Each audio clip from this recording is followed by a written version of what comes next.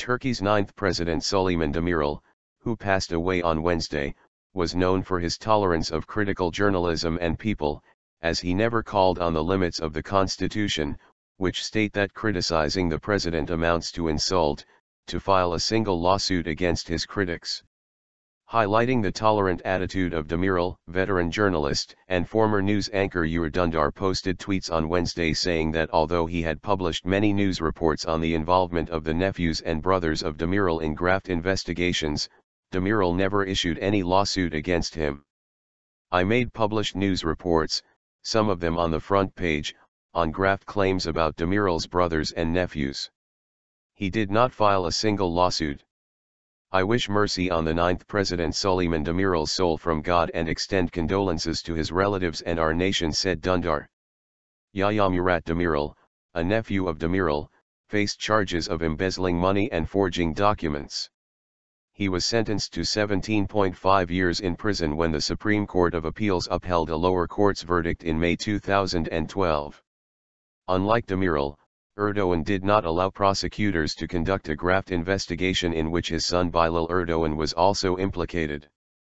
Since the graft investigation became public on December 25, 2013, the prosecutors and the police officers who conducted the operation have been reassigned or dismissed from their profession.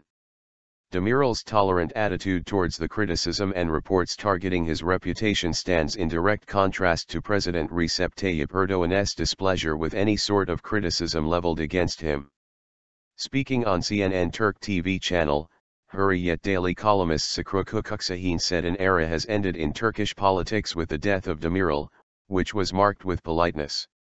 Kukuksahin said that unlike today, journalists were not previously detained, nor were students taken from their schools over their criticisms against the president.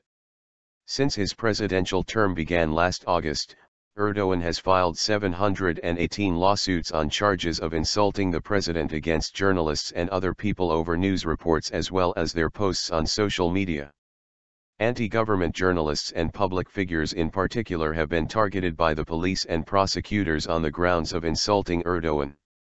These developments are widely considered a new method of intimidating political opponents who do not share the government's views. College students were also detained on charges of insulting the president over their posts on social media. Last year, a total of 13 young people, aged between 17 and 19, were detained by the police in the western province of Izmir for insulting Erdoğan, then Prime Minister, following a protest over the death of Gezi protester Berkin Elvan on March 13.